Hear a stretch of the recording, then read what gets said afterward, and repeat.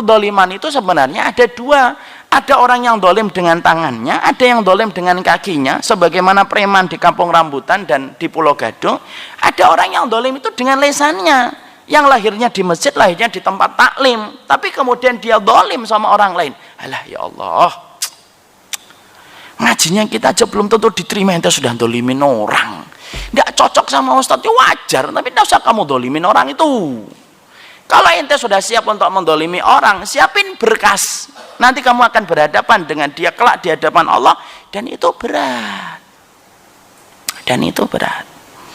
Makanya sampai kita kemudian dikisahkan ada satu sahabat di fitnah, didolimi sama orang tabi'in. Coba, yang memfitnah tabi'in, seorang sahabat.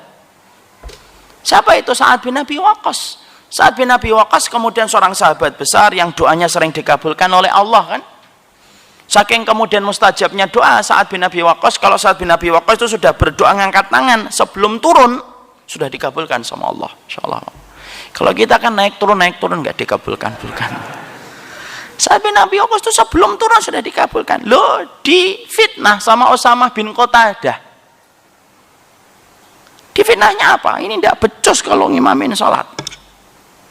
Tidak paham masalah sholat, tidak ngerti dia. Nyampe itu ke telinganya Sa'ad bin Abi Waqqas, nyampe juga kepada Umar bin Khattab. Saat itu Sa'ad bin Abi Waqqas juga menjadi gubernur di Kufah, Pak. Maka kemudian Sa'ad bin Abi Waqqas kemudian akhirnya mengangkat tangan. Ketika beliau mengangkat tangan, maka kemudian beliau cuma berdoa 3, ya Allah timpakanlah kepada yang memfitnah saya. Kalau dia riya mencari sesuatu selain engkau, ya Allah, ada sesuatu yang dia cari selain engkau, maka timpakanlah dia 3 perkara. 1, miskinkan. Terus 2, jadikan umurnya panjang. 3, kasih fitnah sebelum mati, Pak. Dan 3-tiganya dikabulkan oleh Allah. Ibarat sinetron itu ada suara petirnya, jeder, 3 Pak, langsung.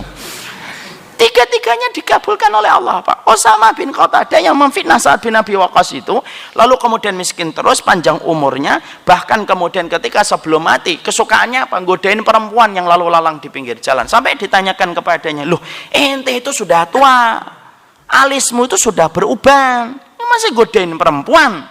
Dia berkata, inilah bayaran yang saya harus bayar ketika saya pernah mendolimi Sa'ad bin Abi Waqqas dan doanya dikabulkan oleh Allah. Padahal tabi'in, Pak. Hasan bin Sabit itu pernah memfitnah dan mendolimi Aisyah radhiyallahu anha. Padahal Hasan bin Sabit itu beliau seorang sahabat luar biasa, tapi terpleset, namanya sahabat, tetap mereka tidak maksum. Pernah ikut-ikut kemudian memfitnah ibunda Aisyah berzina.